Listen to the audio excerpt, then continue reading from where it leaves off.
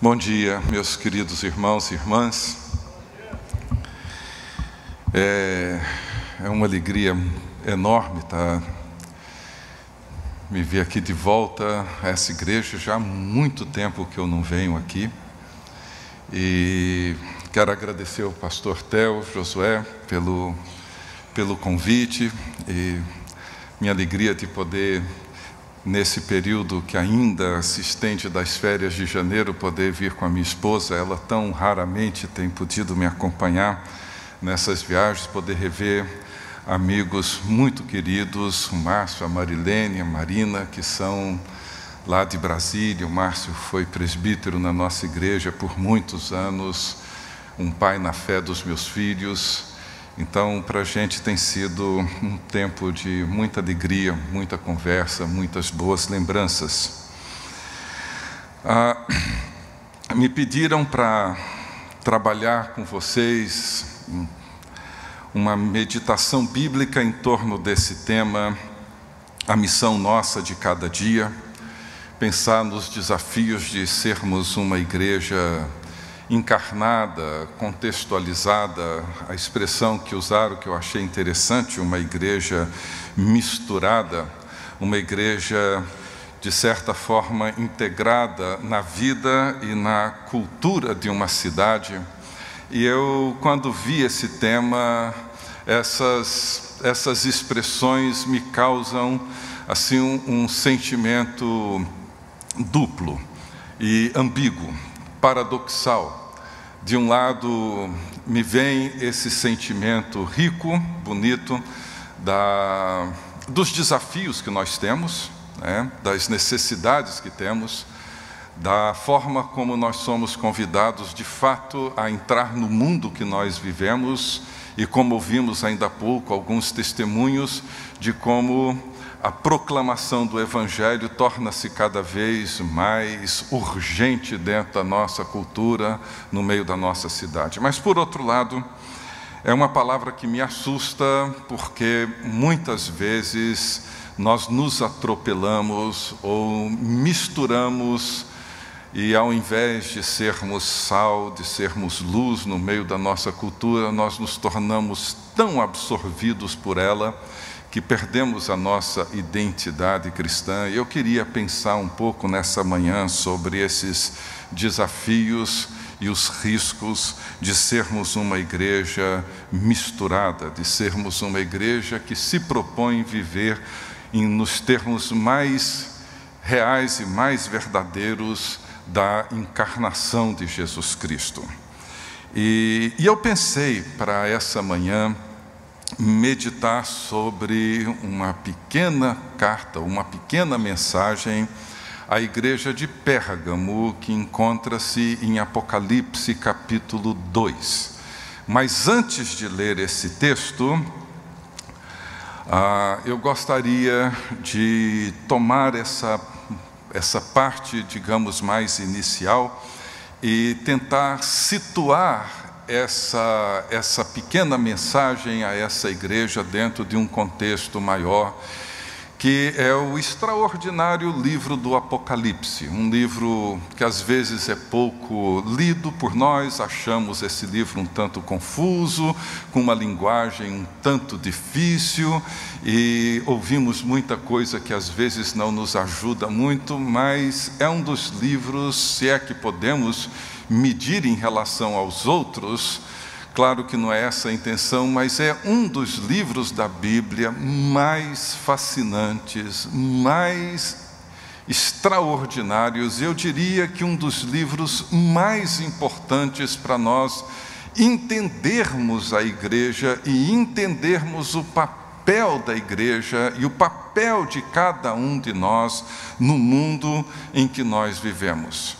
Um dos grandes valores, uma das grandes contribuições de Apocalipse para o mundo que vivemos hoje, aqui para a Igreja Betânia, para a cidade de Niterói, para a cidade de Brasília, é que nenhum livro na Bíblia nos oferece uma capacidade de ter uma perspectiva melhor da realidade do que o livro do Apocalipse.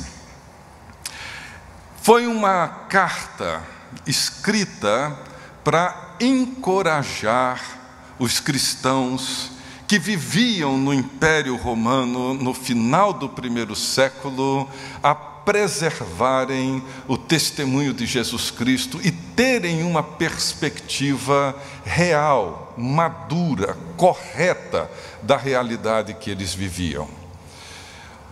É um livro uma visão que João teve, provavelmente no ano 96, o último ano do reinado de Domiciano, que vinha numa sequência de imperadores muitíssimo cruéis, Império Romano crescendo, e Domiciano foi um imperador desses perversos, e no ano de 94 ele mandou executar mais de 40.000 cristãos, entre eles Timóteo, que foi um filho na fé de Paulo e pastor da igreja de Éfeso por algum tempo, e a crueldade e a violência eram muito intensas. E essa carta foi escrita para encorajar muitos cristãos que se viam diante desse risco iminente de sofrerem o martírio ou algum outro tipo de sofrimento, como o que próprio João sofria naquele momento, sendo exilado na ilha de Pátimos, no mar Egeu, a uns 60 quilômetros da costa do que hoje conhecemos como Turquia, e ali ele estava. E num domingo, imagino num domingo de manhã como esse, no dia do Senhor, João, como os cristãos desde então, tem esse hábito, esse princípio de vida de separar um tempo para a adoração e para o culto. Eu imagino que numa manhã de domingo João encontrava-se talvez solitário, sentado sobre uma das pedras daquela ilha, e ali tendo o seu momento de oração, de meditação, ele então teve ali um apocalipse, uma revelação. Uma revelação que Jesus deu a ele sobre o próprio Jesus.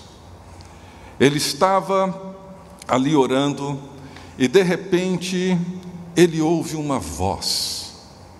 E ele vira para ver quem falava com ele. E quando ele vira, ele tem então uma visão magnífica de Jesus ressurrecto. E uma das coisas que ele vê é o Filho do Homem, Jesus Cristo, no meio dos 7 candeeiros de ouro, que são as 7 igrejas que João pastoreou. E essa voz dita para João uma mensagem para essas igrejas. E durante o decorrer de toda essa visão, de todo esse apocalipse que Deus deu a João, que foi um descortinar de uma realidade, foi Jesus ajudando João e a igreja e a todos nós a perceber a realidade que está para além daquilo que é muitas vezes concreto, visível aos nossos olhos, mas não percebido, porque é uma realidade que encontra-se para além daquilo que os nossos sentidos podem perceber. Então, para mim, o livro do Apocalipse tem 2 objetivos ou 2 propósitos pastorais bem concretos, bem fundamentais. O primeiro deles é ver a realidade visível do presente sob a luz da realidade não visível do futuro. Primeiro propósito, ver a realidade visível do presente sob a luz da realidade não visível do futuro. Jesus vem, Ele vai voltar, e Ele trará consigo o seu reino. O seu reino será pleno, o reino que já se encontra entre nós se manifestará com toda a sua glória. e justiça. Como a nossa irmã ainda há pouco falou compartilhou sobre a conversa com a pessoa que ela encontrou no banco. Jesus vem. Eis que venho sem demora, e Ele enxugará dos nossos olhos toda lágrima. E Ele vai trazer a nova Jerusalém, uma cidade santa, e é bonita, e vai ser espetacular.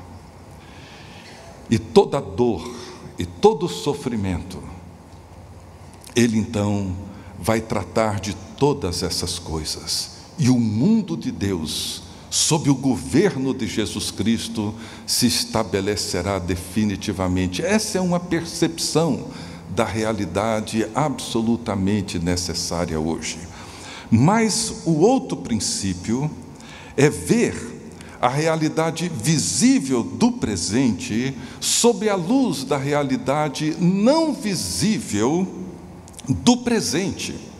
Não é apenas ver a realidade visível do presente à luz da realidade não visível do futuro, mas ver também a realidade visível do presente à luz da realidade não visível do presente.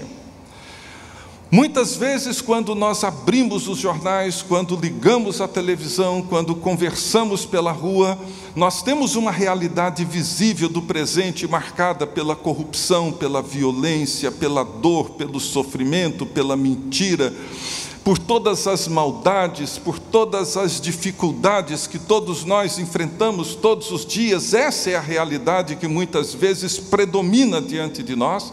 Essa é a realidade que muitas vezes absorve a nossa mente, absorve o nosso pensamento, absorve as nossas preocupações.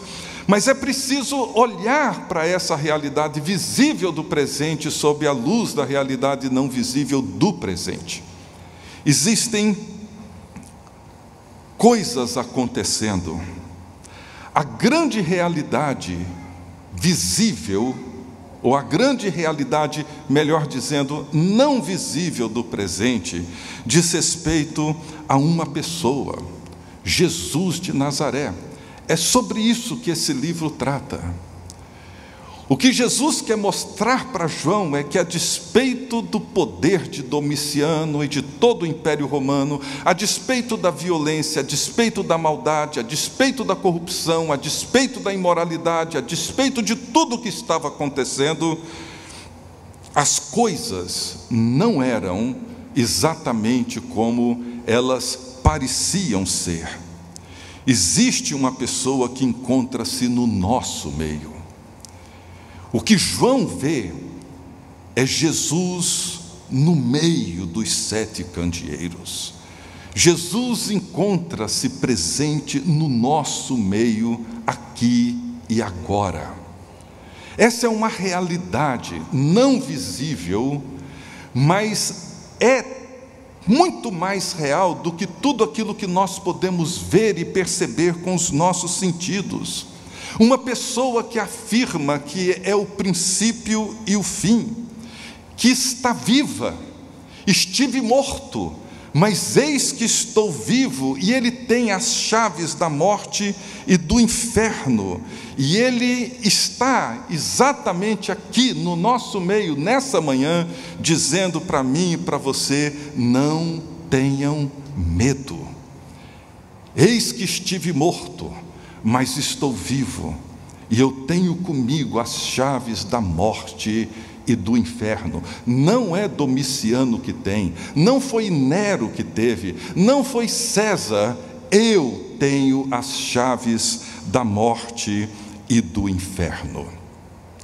E Jesus então dita essas mensagens para essas 7 igrejas, essas igrejas que representam todas as igrejas, essas mensagens que são as mensagens de Jesus para todas as igrejas, em todo o tempo, em todas as épocas, em todos os lugares, em todas as circunstâncias.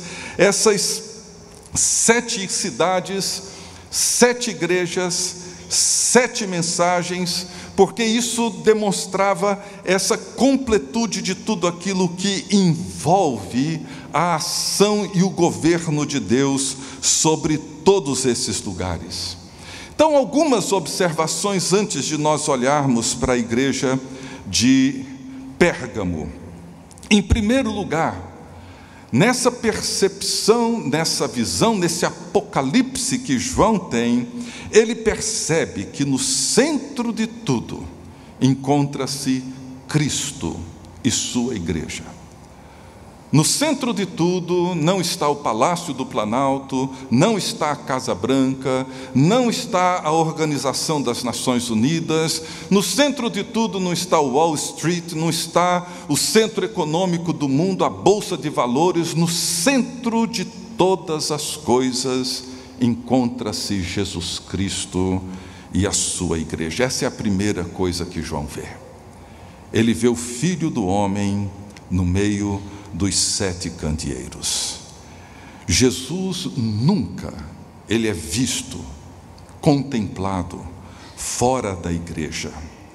O Evangelho não se destina a indivíduos, mas a pessoas, a um povo, gente, tribo, nação, sempre. O pecado fragmenta, o pecado separa, o pecado condena ao confinamento em solitárias. O Evangelho restaura, o Evangelho une, o Evangelho insere numa comunidade. A vida da fé é revelada e cultivada nas narrativas bíblicas. Ela é sempre pessoal, ela é sempre comunitária, sempre envolve uma família, sempre envolve essa realidade da comunhão. Quando ouvimos afirmações do tipo que fora da igreja não existe salvação, não se trata de uma arrogância eclesiástica, trata-se de um bom senso espiritual que é confirmado pela experiência cotidiana. O Apocalipse começa com Jesus Cristo e começa com a sua igreja. No centro dessa cidade, no centro dessa nação, encontra-se a igreja de Jesus Cristo e Jesus Cristo como seu Senhor. Isso é uma percepção, isso é um apocalipse que eu gostaria que tivéssemos nessa manhã. O que está no centro não são as mídias globais, o que está no centro de tudo é a igreja. E a identidade da igreja é firmada a partir de Jesus Cristo. Uma observação simples de se fazer é como que Jesus se apresenta para cada uma dessas igrejas de uma forma particular.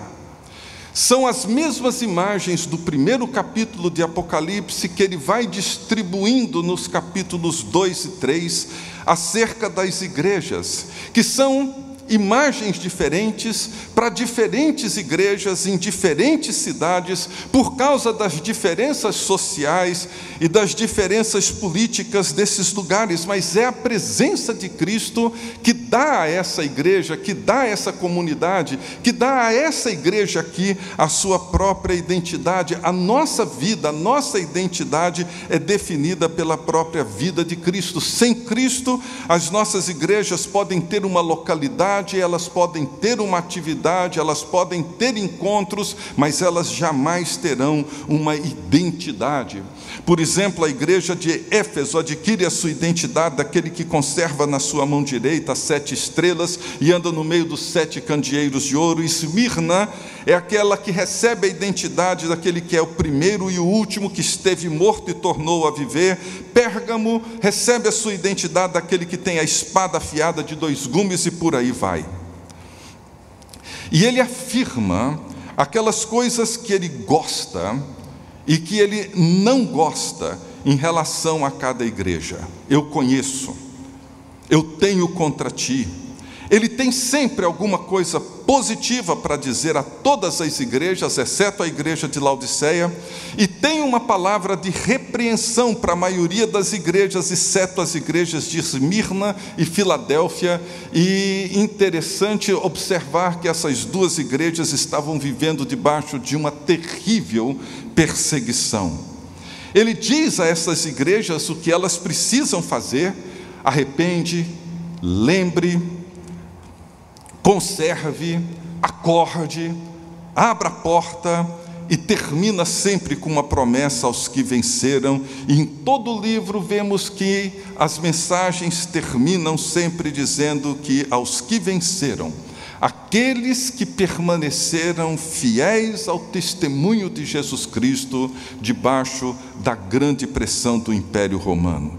Em terceiro lugar, ele sempre exorta essas igrejas, e essa é uma exortação permanente e constante de todas as igrejas: quem tem ouvidos para ouvir, ouça.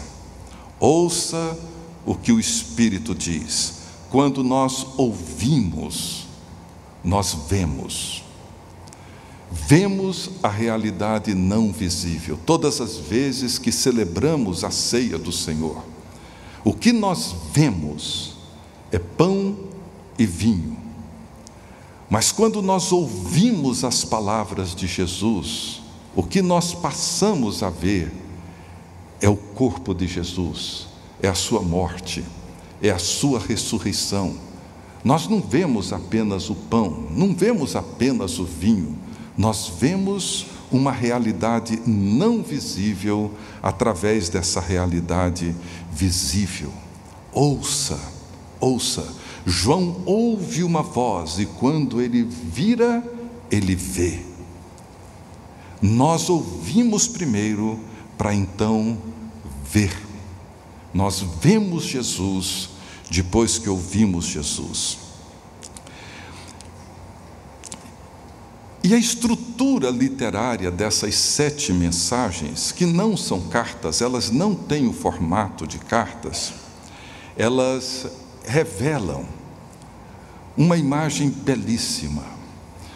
Haviam 2 expressões muito importantes, a combinação de 2 estilos nessas mensagens: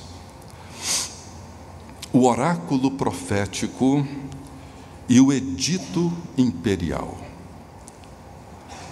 ou edito real. Todas as cartas começam: diz aquele, diz o Filho de Deus, assim diz o Santo. Os oráculos proféticos do Velho Testamento, eles sempre começavam: assim diz o Senhor. Quem está ditando essas cartas é o Deus vivo e verdadeiro. Esse é um oráculo profético, é Deus que está falando. Mas ao mesmo tempo, os editos reais começavam com aquela declaração: assim diz o imperador, assim diz o rei. E o arauto começava então com essa afirmação. E Jesus usa essa combinação do oráculo profético e do edito real para revelar a João que ele, Jesus Cristo, é o verdadeiro Deus e o verdadeiro Rei. Vocês podem imaginar a igreja vivendo debaixo de uma forte perseguição, Domiciano matando e executando cristãos. Eles vinham nesse ritmo de sofrimento e perseguição já há várias décadas. E de repente Jesus se revela, mostrando para João e mostrando para os cristãos do primeiro século que ele é o verdadeiro rei, ele é o verdadeiro imperador, ele é o verdadeiro governante, mas ele também é o verdadeiro Deus. Ele é o Rei dos Reis e Senhor dos Senhores, que Handel capturou de uma forma belíssima no seu oratório do Messias, com o texto de Apocalipse dizendo: Rei dos Reis e Senhor dos Senhores. Ele, e não Domiciano, é aquele que tem as chaves da morte e do inferno. E uma última observação: a igreja é a verdadeira assembleia da cidade. Vocês sabem que essa palavra eclésia ou eclesia, que o Novo Testamento usa para se referir à igreja, não era uma palavra religiosa, foi uma palavra tomada, emprestada da cultura, da civilização, que significava a assembleia, onde a cidade de Pérgamo se reunia numa eclesia, ou numa eclésia. A assembleia da cidade de Éfeso se reunia numa eclésia. E ao invés de João, ou melhor, Jesus, usar a expressão congregação do Senhor, comum no Velho Testamento, ou usar a expressão sinagoga, ele usa essa expressão. Essa é uma expressão que ele toma da civilização, ele toma da cultura, para falar sobre o povo de Deus. Aquela assembleia da cidade que se reunia para discutir os negócios da cidade, discutir os problemas da cidade. João toma essa palavra, é uma palavra que foi usada no Novo Testamento para descrever que os grandes negócios, que as grandes questões, que as grandes necessidades de uma cidade são discutidas aqui dentro. E durante muito tempo, em vários movimentos, essa percepção foi muito aguda na consciência dos cristãos, como foi dos puritanos no século XVI, quando chegaram na Nova Inglaterra, na Baía de Massachusetts. E ali eles estabeleceram a igreja, estabeleceram o governo civil, mas entendiam que a igreja permanecia no centro. Era a partir dela que as grandes transformações e mudanças da cidade deveriam acontecer. Foram eles que assumiram sobre si a responsabilidade pela educação, a responsabilidade pelas questões sociais e pelo cuidado dos pobres, porque era a partir da igreja, ela era a verdadeira assembleia da cidade. Então, essas 7 mensagens, as 7 igrejas, são escritas para que o povo de Deus viva sobre o governo do verdadeiro Deus e do verdadeiro Rei, para cuidar dos interesses do reino de Deus no meio dos outros reinos deste mundo, para afirmar o governo de Deus no meio dos outros governos e conduzir os negócios da cidade de Deus no meio da cidade dos homens. Ou seja, usando a linguagem de Apocalipse, seria conduzir os interesses da Nova Jerusalém, da noiva, da cidade celestial, bem no meio da grande meretriz, da grande Babilônia, produzir e promover o bem-estar de uma cidade. É o papel da Igreja de Jesus Cristo, da Assembleia dos Santos. Ou seja, quando nós nos reunimos em nome do verdadeiro Deus e do verdadeiro Rei, isso tem implicações profundas para toda a cidade de Niterói. Isso que nós estamos fazendo aqui nessa manhã tem implicações profundíssimas para toda essa cidade, mesmo que as coisas não sejam visíveis. Nós precisamos ter um apocalipse para ver as coisas não visíveis acontecendo. Então, vamos ler Apocalipse 2, 12 a 17. O reverendo John Stott chamou essa carta da grande batalha pela mente. E é sobre isso que eu queria, nesses próximos minutos, discorrer com os irmãos e irmãs. Apocalipse 2, versos 12 a 17, diz assim a palavra do Senhor: Ao anjo da igreja de Pérgamo escreve: Estas coisas diz aquele que tem a espada afiada de 2 gumes. Conheço o lugar em que habitas, onde está o trono de Satanás, e que conservas o meu nome e não negaste a minha fé. Ainda no dia de Antipas, minha testemunha, meu fiel, o qual foi morto entre vós, onde Satanás habita. Tenho, todavia, contra ti algumas coisas, pois que tens aí os que sustentam a doutrina de Balaão, o qual ensinava a Balaque a armar ciladas diante dos filhos de Israel para comerem coisas sacrificadas aos ídolos e praticarem a prostituição. Outro sim. Também tu tens os que da mesma forma sustentam a doutrina dos nicolaítas. Portanto, arrepende-te, e se não, venho a ti sem demora, e contra eles pelejarei com a espada da minha boca. Quem tem ouvidos, ouça o que o Espírito diz às igrejas. Ao vencedor dar-lhe-ei o maná do maná escondido, bem como lhe darei uma pedrinha branca, e sobre essa pedrinha escrito um nome novo, o qual ninguém conhece, exceto aquele que o recebe. Essa é a mensagem que Jesus deu aos seus discípulos que viviam no primeiro século na cidade de Pérgamo, na Turquia.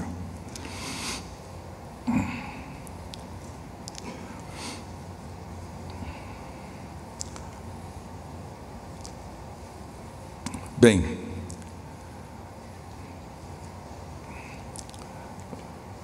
como eu disse, essas mensagens, elas dizem respeito à Igreja de Jesus Cristo. Todas as igrejas, em todos os tempos e em todos os lugares. E a minha oração nessa manhã é para que possamos discernir o que o Espírito Santo está nos dizendo em relação a essa igreja, a essa cidade, nesse tempo que vivemos, no século 21, no coração de um país que sofre tanto.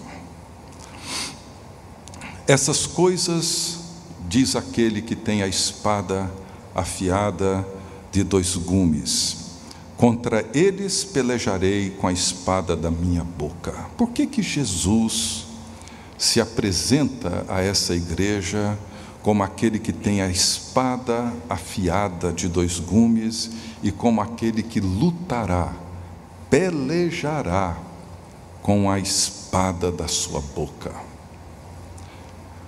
Por que aquele que nós conhecemos como príncipe da paz usa uma linguagem tão violenta? Pelejar, lutar, espada. O símbolo da cidade de Pérgamo era uma espada. Pérgamo, pela sua lealdade ao imperador, foi uma das pouquíssimas cidades que Roma havia dado o direito à espada. Era uma cidade que podia aplicar a pena capital. Mas não era só por isso. Havia uma realidade que requeria da igreja uma percepção diferente. Os cristãos da cidade de Pérgamo, eles estavam envolvidos num conflito, como os cristãos em todas as cidades, em todos os tempos, estão envolvidos nessa luta, nessa batalha. E John Stott percebe esse conflito, e ele descreve a batalha da igreja de Pérgamo dessa forma: existe uma batalha em andamento, na qual a luta não é de homens, mas de ideias. A luta não é de homens, é de ideias. A igreja de Pérgamo, como a igreja que eu pastoreio em Brasília, a igreja Betânia, qualquer outra igreja, está sempre envolvida numa batalha, muitas vezes silenciosa, sutil, numa batalha pela mente. E essa batalha pela mente na igreja de Pérgamo acontecia em 2 frontes, em 2 frentes. A primeira era um conflito externo. A cidade de Pérgamo era dominada, e veremos um pouco sobre isso, por uma cultura fortemente pagã, e atacava a igreja, questionava a igreja, criticava os cristãos, questionava a revelação de Deus através de Jesus Cristo. Nesse fronte, a igreja estava indo bem, estava resistindo bem. Mas o segundo fronte era um conflito interno. Era um conflito onde a verdade do Evangelho estava sendo questionada por pessoas de dentro da própria igreja. Ideias iam surgindo, minando dentro da própria igreja.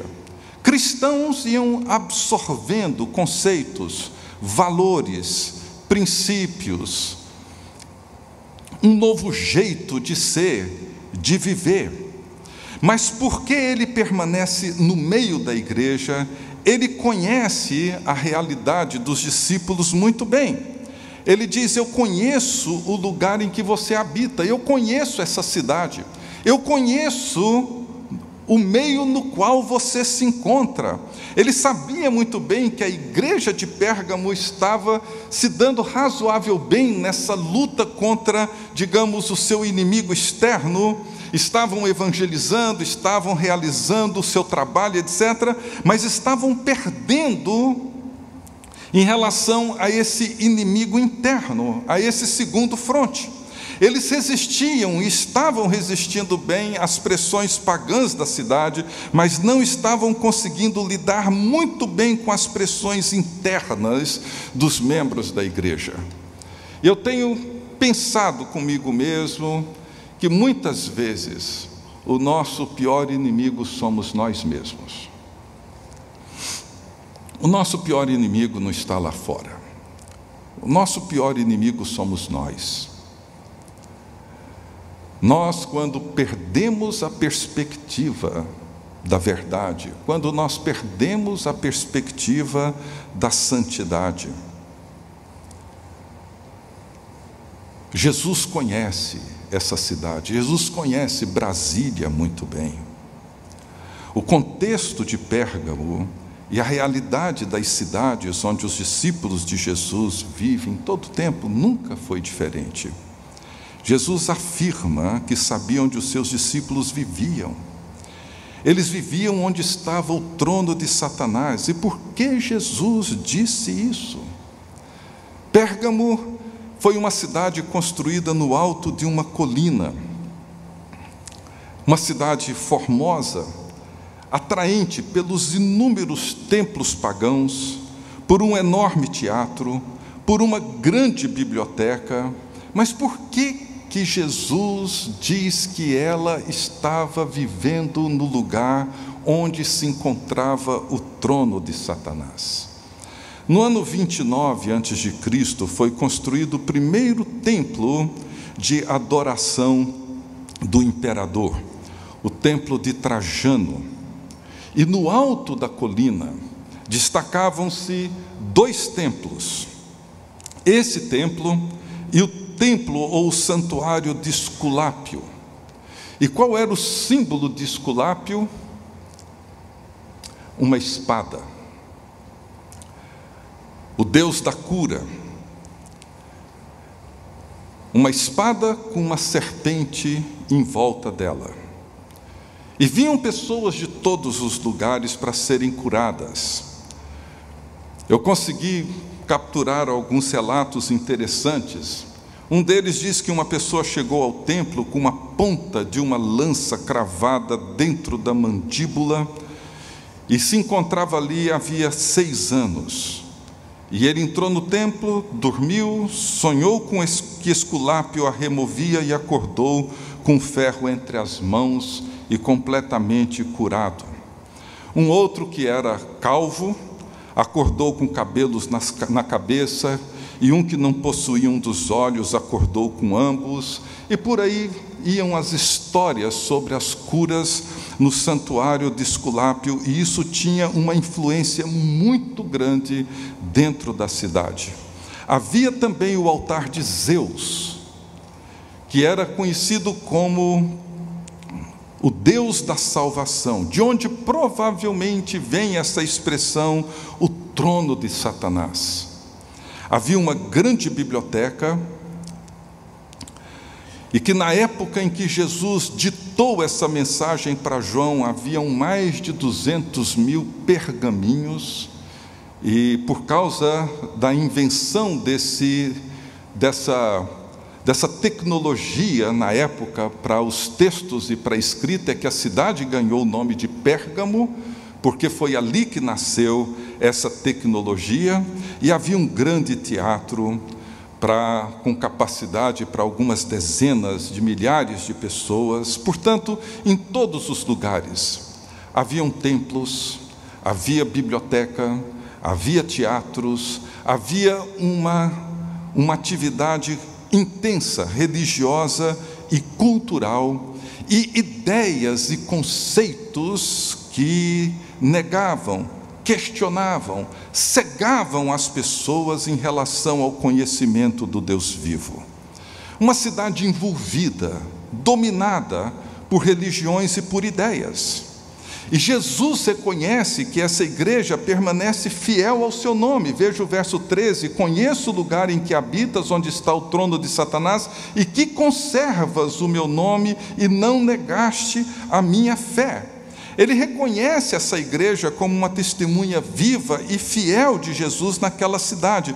No entanto, eles não estavam conseguindo resistir muito bem às influências perniciosas internas.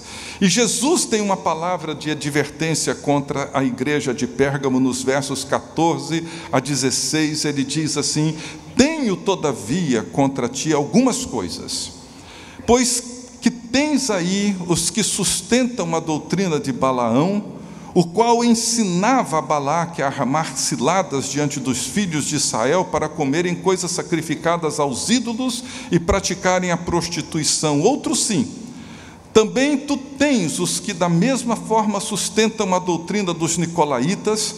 Portanto, arrepende-te, e se não, venho a ti sem demora, e contra eles pelejarei com a espada da minha boca. Por que Jesus fala dessa forma? Porque ele se mostra tão duro com essa igreja e com a sua tolerância? Por que Jesus se mostra tão intolerante, uma atitude tão politicamente incorreta para os nossos dias, onde a tolerância tornou-se uma grande virtude? E nós encontramos aqui Jesus se mostrando apaixonadamente intolerante. Por quê? Jesus ama a verdade, fala a verdade, ele é a verdade. Jesus rejeita tudo o que afasta a sua criação e afasta homens e mulheres da verdade. Jesus não tolera o engano, não tolera a mentira. Jesus sempre reage apaixonadamente contra tudo aquilo que aprisiona o ser humano com falsas ideias, falsos conceitos, falsas pressuposições, principalmente quando elas são ensinadas em seu nome. Ele chama a igreja de Pérgamo a se arrepender da sua tolerância. Tanto a mensagem à igreja de Pérgamo quanto à igreja de Tiatira nos mostram que a tolerância, e eu espero que você não se sinta ofendido com isso, mas a tolerância nunca foi uma virtude cristã. A tolerância não é uma virtude cristã. A paciência é, o amor é, a misericórdia é, a compaixão é, a graça é, tolerância não é. Não é.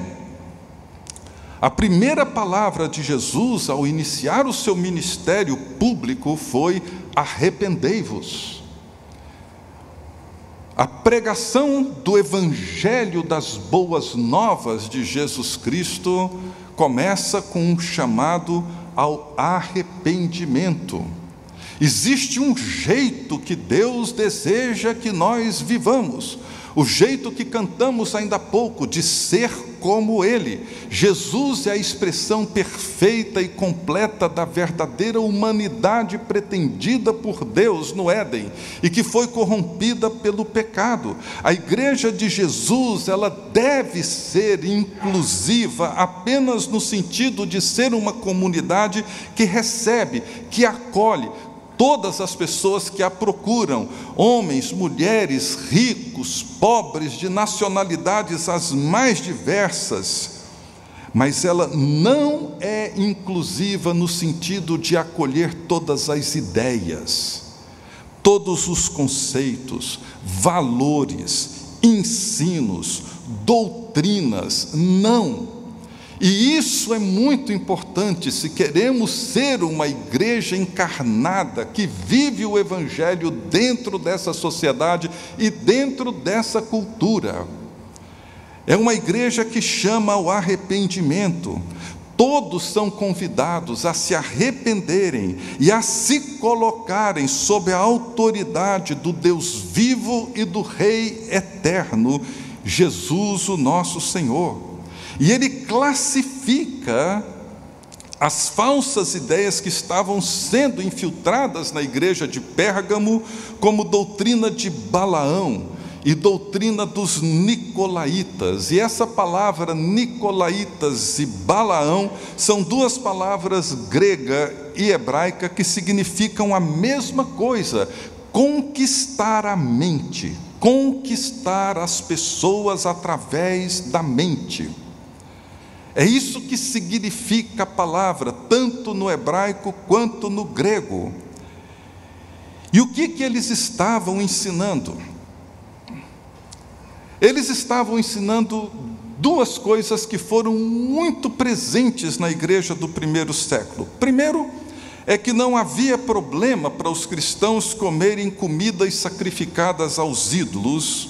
E segundo, que também não era problema para os cristãos terem práticas sexuais imorais fora das fronteiras dos propósitos estabelecidos por Deus entre um homem e uma mulher dentro dos termos da aliança conjugal.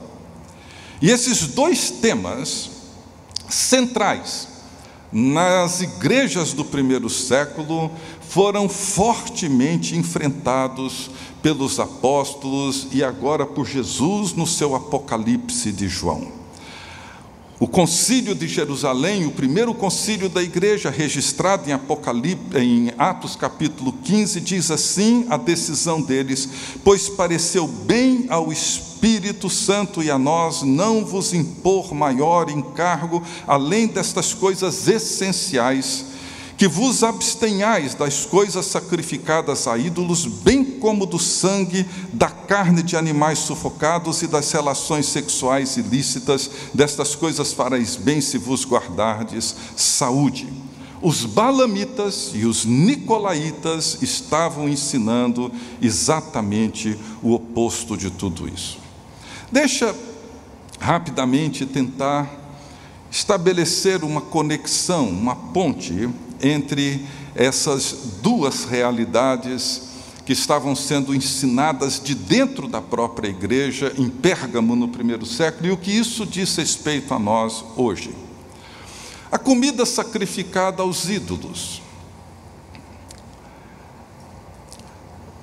Eles sabiam, e o apóstolo Paulo foi insistente no seu ensino em dizer que o ídolo nada era, e que, portanto, todos nós poderíamos ir ao mercado e comprar a comida, e mesmo que aquela comida tivesse sido sacrificada a algum ídolo, aquilo não seria nenhum problema, uma vez que fosse recebida com ações de graças. Portanto, o ídolo nada é, o ídolo é madeira, é uma pedra esculpida, o ídolo só tem o valor que aquele que o adora atribui a ele, ele por si só não tem valor algum, e que a comida a ele sacrificada, uma vez que você a adquire e coloca na sua mesa e ora agradecendo a Deus por aquela refeição, ela não tem efeito algum. Então qual era o problema?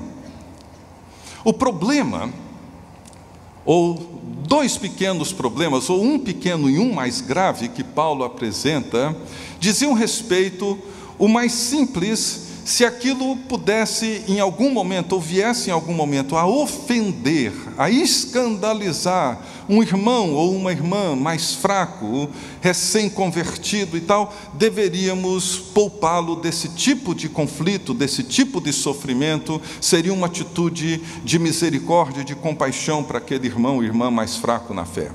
Mas o outro problema é que no primeiro século, a participação desse tipo de refeição não era um ato neutro. Havia uma realidade por trás dessa prática ensinada pelos nicolaítas e pelos balamitas, e que destoava do ensino de Paulo. A realidade nunca é limitada por aquilo que ela aparenta ser, e tanto na cultura grega como na cultura romana, uma mesa onde se serve uma comida oferecida a um Deus, torna esse Deus um convidado de honra daquele banquete, e cria-se uma identificação, na linguagem de Paulo, uma comunhão com aquele Deus ou com aquela divindade. É o mesmo princípio que Paulo usa referindo-se à mesa do Senhor. Ele orienta os cristãos de Corinto dizendo assim, ele pergunta: o sacrificado ao ídolo é alguma coisa? O próprio ídolo tem algum valor? Mas aí ele responde dizendo: as coisas que eles sacrificam é a demônios que as sacrificam, e não a Deus, e eu não quero que vos torneis associados aos demônios. Ou seja, o problema estava na forma com que essa participação criava uma identidade cultural e uma identidade espiritual, um ethos com essas divindades. É o perigo da mistura. É o perigo da mistura.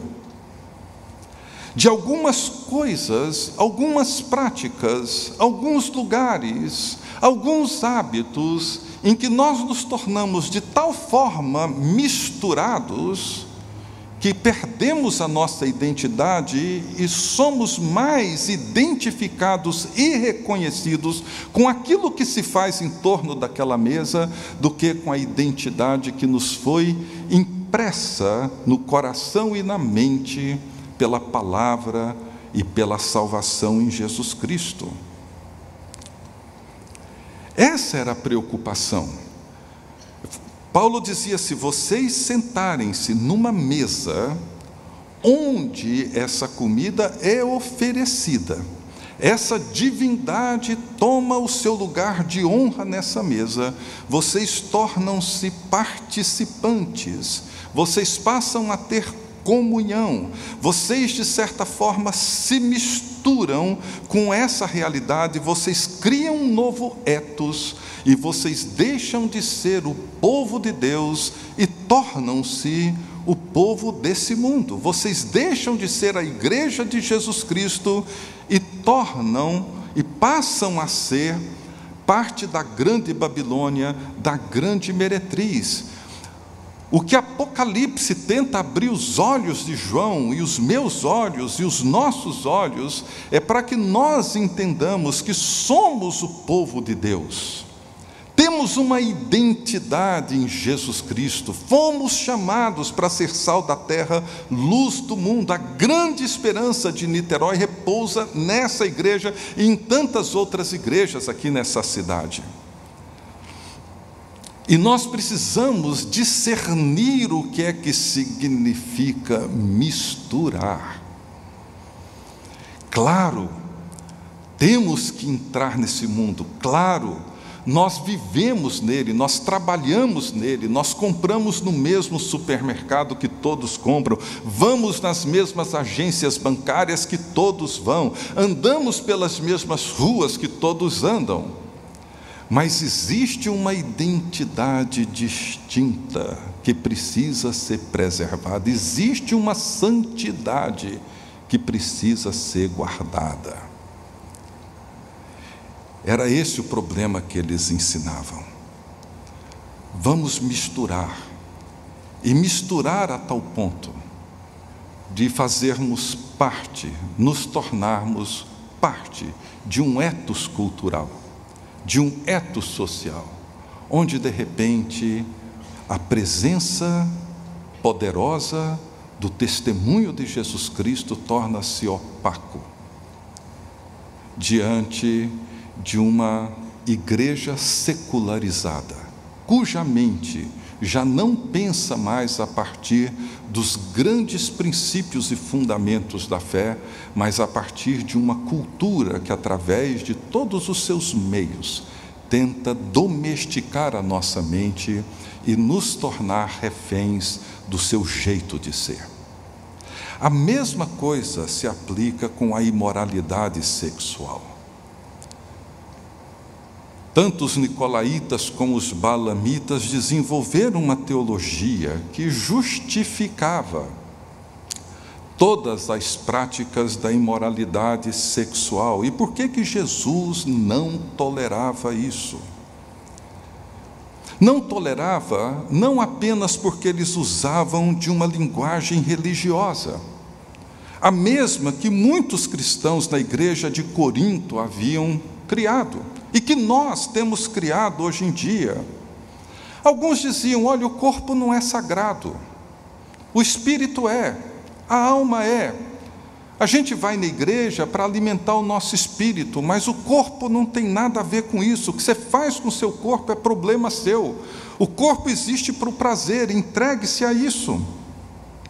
Isso não tem nenhuma implicação espiritual, mas tem. O argumento de Paulo à igreja de Corinto é de que a ressurreição não vai ser uma ressurreição da alma, vai ser a ressurreição do corpo. Nós não temos um corpo, nós somos um corpo. A santidade do corpo, a santidade dos relacionamentos, a santidade do meu corpo e a santidade do corpo do outro, a sacralidade desses relacionamentos tem um valor imenso para Deus e, consequentemente, para nós. Nós não podemos comprometer e corromper a sacralidade daquilo que Deus criou. Existe muito mais envolvendo isso. Nós não podemos simplesmente tratar e banalizar essas coisas como temos feito. A santidade da criação, a santidade da vida, a santidade do corpo, a santidade dos nossos relacionamentos, o lugar e a sacralidade da nossa sexualidade precisam ser preservados. Porque isso é que confere ao ser humano a grandeza e a nobreza da sua humanidade, criada à imagem e semelhança de Deus. E por isso que Jesus se mostra tão intolerante a tudo isso, porque isso vai minando todas as outras coisas, compromete os nossos relacionamentos, compromete o nosso espírito, compromete a nossa experiência espiritual, compromete a nossa santidade, compromete tudo, absolutamente tudo. E como que nós reagimos a isso? Toleramos? Nos tornamos indiferentes a tudo isso? Começamos a dizer: não, é normal, todo mundo faz, todo mundo pensa assim, todo mundo age assim, por que nós seríamos diferentes? Não se trata de moralismos, de legalismos, trata-se da natureza da vida criada por Deus, da natureza da igreja de Jesus Cristo como povo que vive por e para Deus. A forma como Jesus adverte a igreja é pura graça. Não tem moralismos, não tem legalismos na maneira como Jesus adverte. Ele adverte dizendo: se não, venham a ti sem demora, e contra eles pelejarei com a espada da minha boca. A igreja muitas vezes pode até se acomodar e ceder a essa luta pela mente, mas Jesus não se acomoda. Ele continua lutando pela santidade do seu povo. Esses balamitas, nicolaítas, iam entrando dentro da igreja com uma linguagem que você já deve ter ouvido inúmeras vezes como eu. Deus é amor. Tudo o que importa é que o nosso amor seja sincero. Deus nos aceita como somos. Ele não nos julga. Quem sou eu para julgar? O que Ele deseja é que sejamos verdadeiros, felizes. E essa linguagem cai bem nos lábios de um cristão, como nos lábios de um nicolaíta. Cai bem. A intolerância de Jesus é porque Ele sabe muito bem onde a mentira nos conduz. Ele sabe muito bem onde o engano nos leva. Ele sabe muito bem que a mentira escraviza e mata. E é por isso que Jesus vem a essa igreja com a espada afiada de 2 gumes, a espada que sai da sua boca, e Ele traz 2 grandes promessas àqueles que não toleram a doutrina dos balamitas e nicolaítas, aqueles que venceram. E com essas 2 promessas eu quero concluir. Ao vencedor, dar-lhe-ei do maná escondido, bem como lhe darei uma pedrinha branca e sobre essa pedrinha escrito um novo nome, o qual ninguém conhece, exceto aquele que o recebe. A promessa de Jesus para a igreja, para essa igreja, para a igreja lá em Brasília, é que da mesma forma como Deus sustentou e alimentou o seu povo no deserto com maná, enquanto caminhavam em direção a Canaã, Ele também alimentará, sustentará o seu povo e a sua igreja, enquanto caminhamos para a cidade de Deus, para a Nova Jerusalém. Por que deveríamos nos alimentar das mesas das mentiras dos falsos deuses, se podemos nos alimentar do pão da vida? Por que deveríamos nos alimentar das mentiras ensinadas e propagadas por todos os lugares, de que devemos procurar todas as experiências e nos entregar a todos os nossos desejos e nos tornarmos homens e mulheres prisioneiros e escravos das nossas próprias malícias, se Jesus vem e prepara uma mesa na presença dos nossos inimigos e unge a nossa cabeça com óleo e faz o nosso cálice transbordar de vida, de abundância, de graça? Por quê? Ao vencedor dar-lhe-ei do maná escondido.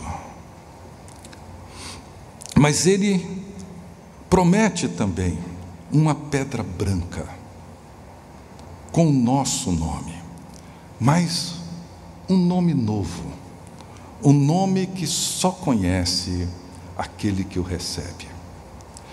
Eu já vi muitas interpretações para esse texto, umas 8 pelo menos, mas tem uma que eu gosto. Eu acho que ela historicamente tem muito a ver, que é o princípio da tessera hospitalis.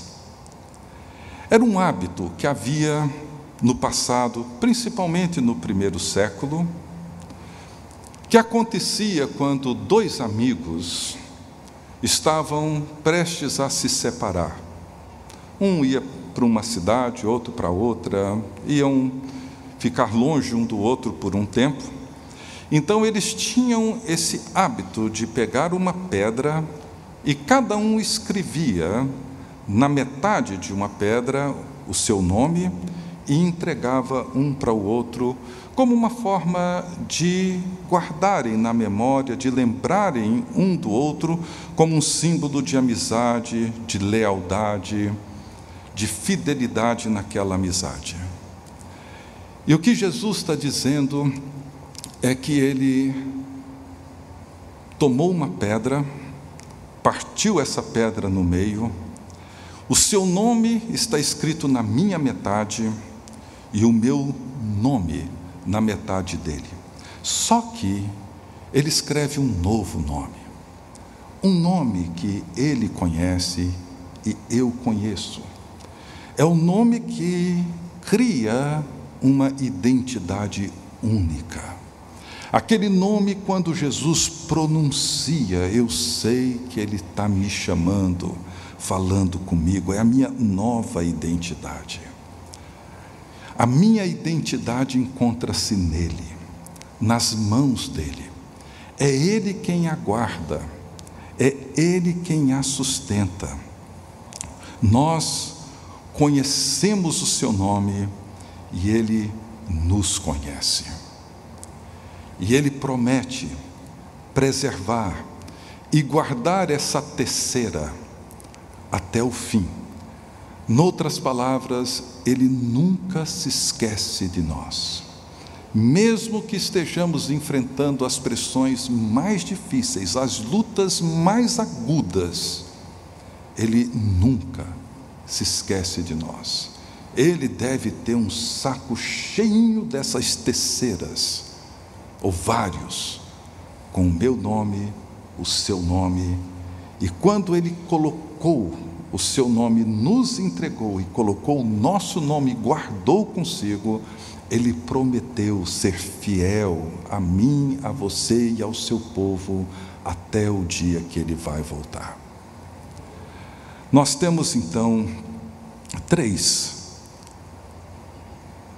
atitudes que para mim são importantíssimas. A primeira, nós precisamos nos arrepender. Nós precisamos entender que o nosso maior problema somos nós, não são os outros. Eu sou o meu maior problema. Eu sou o meu pior inimigo. Por isso que a palavra sempre começa com um chamado à humildade, ao arrependimento, ao reconhecimento do quanto temos deixado que o mundo e que a mesa que temos nos assentado desse mundo vem moldando a nossa mente, moldando os nossos valores. Segundo, permanecer atentos à palavra, fiéis a esse apocalipse de Jesus Cristo, a essa revelação, ouvir o que o Espírito diz à igreja, estar atento à espada afiada de 2 gumes. Jesus está exatamente agora lutando pela minha e pela sua santidade, para que sejamos o seu povo. E por fim, permanecer como igreja do verdadeiro Deus e do verdadeiro Rei, do soberano, do Senhor de toda a terra. Quem decide a história não é o Palácio do Planalto, quem decide os rumos não é a Casa Branca, não é a Organização das Nações Unidas, não são o mercado e a bolsa, nada disso.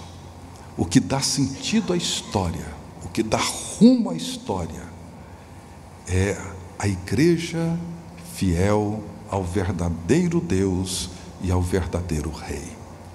Ele é o Rei dos Reis e o Senhor dos Senhores. Esse é o grande apocalipse.